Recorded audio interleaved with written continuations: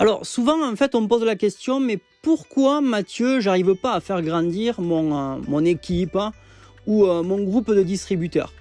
Eh bien tout simplement aujourd'hui je vais te parler de ça. D'ailleurs si vous êtes présentement en train d'écouter cette vidéo, c'est que de toute évidence, déjà le titre vous a donné l'attention, ok?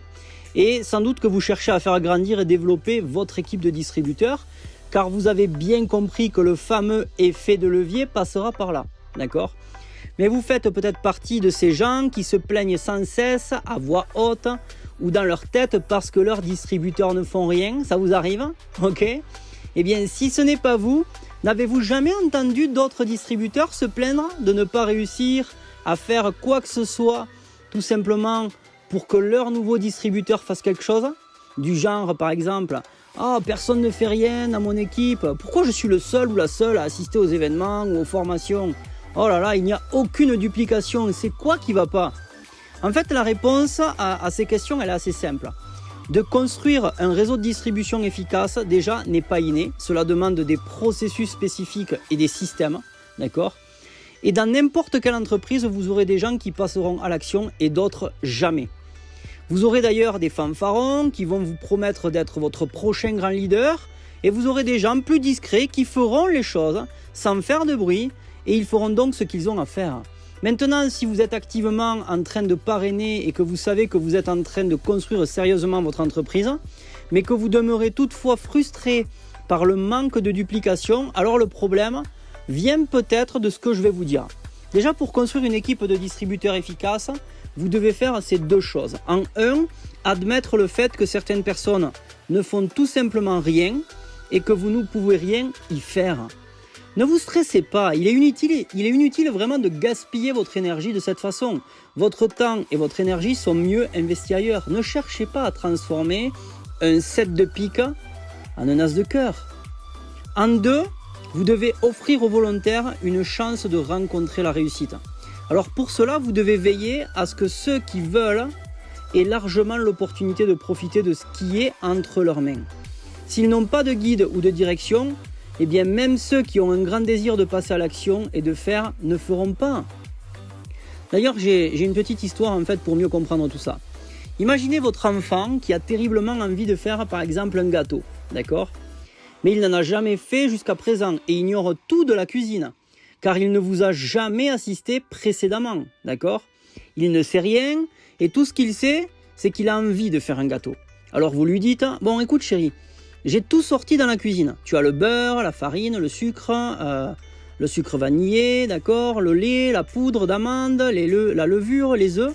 Je t'ai également sorti la balance, le robot électrique, le papier sulfurisé, la spatule en caoutchouc, d'accord, t'as plus qu'à préparer ton gâteau.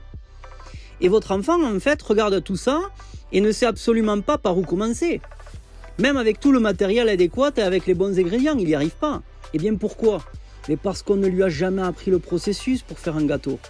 Eh bien c'est exactement la même chose lorsqu'il s'agit de construire une équipe de distributeurs dans le marketing de réseau. Au passage, tu veux connaître le plan précis qui te permet vraiment d'avoir du succès dans le marketing de réseau, je t'offre un rendez-vous de 30 minutes où on peut en parler. D'accord ? Tu trouveras le lien juste après cette vidéo ou si tu es sur le canal Mastermind, juste en haut épinglé, tu pourras prendre ton rendez-vous. Je te conseille de le prendre.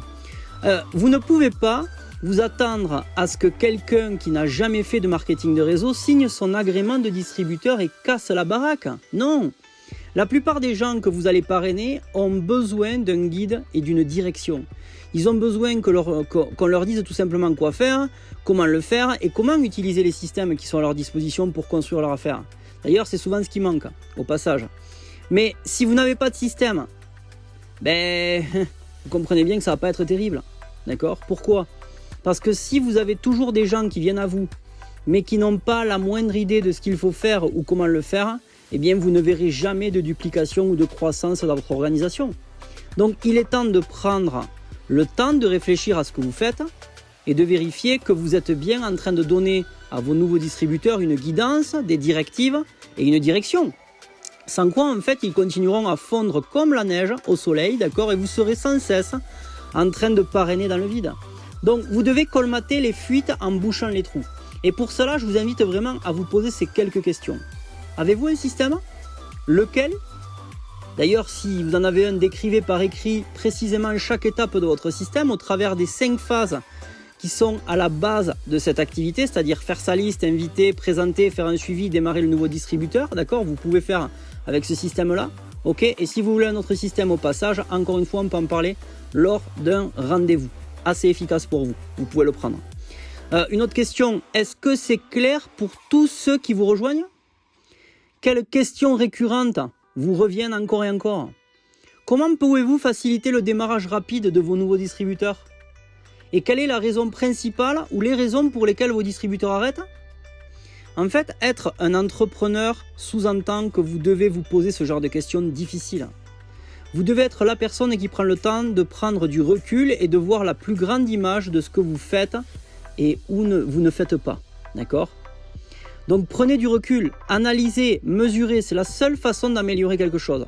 Vous le savez parce que vous l'avez déjà entendu, la définition de la folie, c'est de faire la même chose encore et encore et de s'attendre à un résultat différent. Donc c'est vrai, si les choses ne fonctionnent pas, il est temps de changer quelque chose pour vous. Si vous n'aimez pas votre sandwich, il est temps d'en changer les ingrédients. J'espère vraiment que tout ce que je viens de vous dire vous aidera peut-être à comprendre pourquoi vous n'arrivez pas à faire grandir votre groupe de distributeurs. D'accord? N'hésitez pas d'ailleurs à me dire ce que vous en pensez et durant le rendez-vous, bien sûr, si vous le prenez, ok, vous aurez encore le lien qui se trouve juste en haut si vous faites partie du canal privé Mastermind ou juste en bas, bien sûr, après cette vidéo. Restez simple et vivez en abondance. Je vous embrasse et on se voit durant une prochaine vidéo. Ciao, ciao!